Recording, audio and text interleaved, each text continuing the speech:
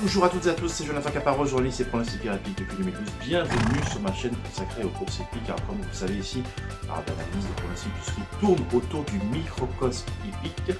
Avant de rentrer dans le vif du sujet, cette vidéo étant consacrée au vendredi 10 octobre, je me permets de te demander d'abonner à cette chaîne, de liker la vidéo, de la partager auprès du plus grand nombre afin que cette communauté de personnes passionnées s'agrandisse pas à pas. Et j'en profite également pour te dire d'interagir en dessous dans les commentaires en me disant, en indiquant ce que tu vois dans la course principale du jour et dans les autres épreuves du programme. Ça me fera un bien fou d'interagir avec toi, de référencement de YouTube, et c'est toujours quelque chose qui va être bénéfique. Jingle.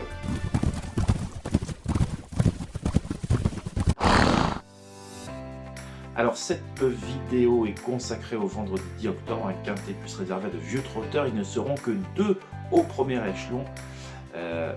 Donc c'est vraiment pas, c'est pas commun de voir 2 chevaux seulement s'élancer en tête et tout le reste du peloton aux 25 mètres. Je pense cependant que les deux premiers ont une réelle bonne carte à jouer. Cependant, le cheval que je vais présenter ici, fera partie des favoris. C'est juste une présentation et non une recommandation ni une incitation à jouer. Je tiens à te le préciser à nouveau, que ce cheval fasse l'arrivée ou pas, c'est juste une présentation et j'explique pourquoi l'ensemble des pronostiqueurs dont je fais partie l'ont retenu très haut dans leur pronostic. Et je vais présenter Imberland, le numéro 9, que j'ai l'habitude de présenter sur ma chaîne. Pourquoi Imberland? Parce que Imberland est un cheval qui n'a cessé de prendre des gains au cours des derniers mois. Le cheval est en pleine possession de ses moyens. Il s'est imposé dans un quintet cet été en gain, avec l'art et la manière, en plaçant une accélération fulgurante au bout de la ligne d'en face. Et ses adversaires ne l'ont jamais revu par la suite. Ensuite, il s'est élancé au galop dans un quintet à Vincennes le 6 septembre et laissant de gros regrets à Alexandre Rivard, qui a déclaré après coup que si le cheval était parti au trot, il pense que tout simplement qu'il se serait imposé. Puis dernièrement, dans un quintet à Lyon le 17 septembre, Lyon-Paris, le cheval, c'était compliqué de rendre 25 mètres ce jour-là.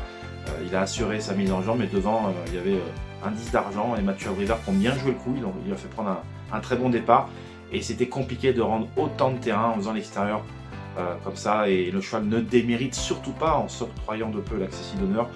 Mais voilà, c'est un cheval qui va être présenté ici en pleine possession de ses moyens par la redoutable Aurélie Germain, qui vraiment traverse une période faste dans son écurie. D'ailleurs, on la salue au passage.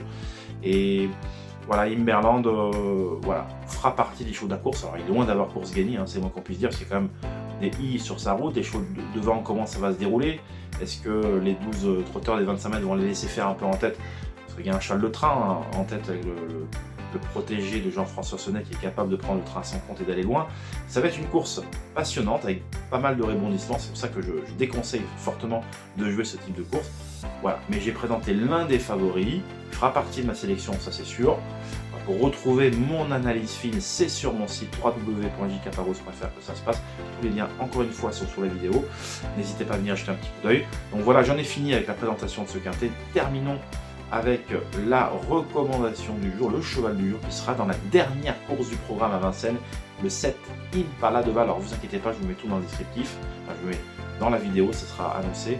Alors Impala de Val qui reste sur une très bonne deuxième place à l'occasion de son retour au trot monté. Il n'était pas encore à 100%. Cette course lui a fait le plus grand bien. Il est tombé sur une Alpha des grands jours, qu'il retrouvera sur son chemin ici d'ailleurs. Alpha qui est vraiment une jument très dure à l'effort. Mais Impala de Val lui a donné quand même une excellente réplique ce jour-là, regagnant du terrain sur elle pour finir. Ça n'a pas suffi. Impala de Val avait auparavant aligné les excellents résultats. Alors Impala de Val, c'est le petit frère de Gazelle de Val. Ils ont un frère et sœur utérin. Ils sont la même mère, pas le même père. Mais ce sont des chevaux très bien nés, élevés par M. Lamberts. Et voilà, c'est normalement un point d'appui très solide dans cette dernière épreuve du programme. Bien qu'il n'ait pas course gagnée d'avance, loin s'en faut. Mais on serait quand même déçu, j'imagine, s'il venait à ne pas sortir des 3 premiers. Il est monté par Benjamin Rochard, qui réalise lui également une année exceptionnelle. Et nul doute que cet Impala de Val devrait pouvoir à nouveau réaliser une grande performance. Voilà, cette vidéo arrive à son terme. Merci de m'avoir écouté. N'hésite pas à interagir avec moi en dessous dans cette vidéo, à me dire ce que tu vois dans ces épreuves et dans les autres du programme. J'aime beaucoup vraiment interagir. Et dans tous les cas, on se retrouve pour la prochaine vidéo qui sera consacrée au samedi 11 octobre. Merci de m'avoir écouté. Dans tous les cas, on se dit à très vite. Bye bye.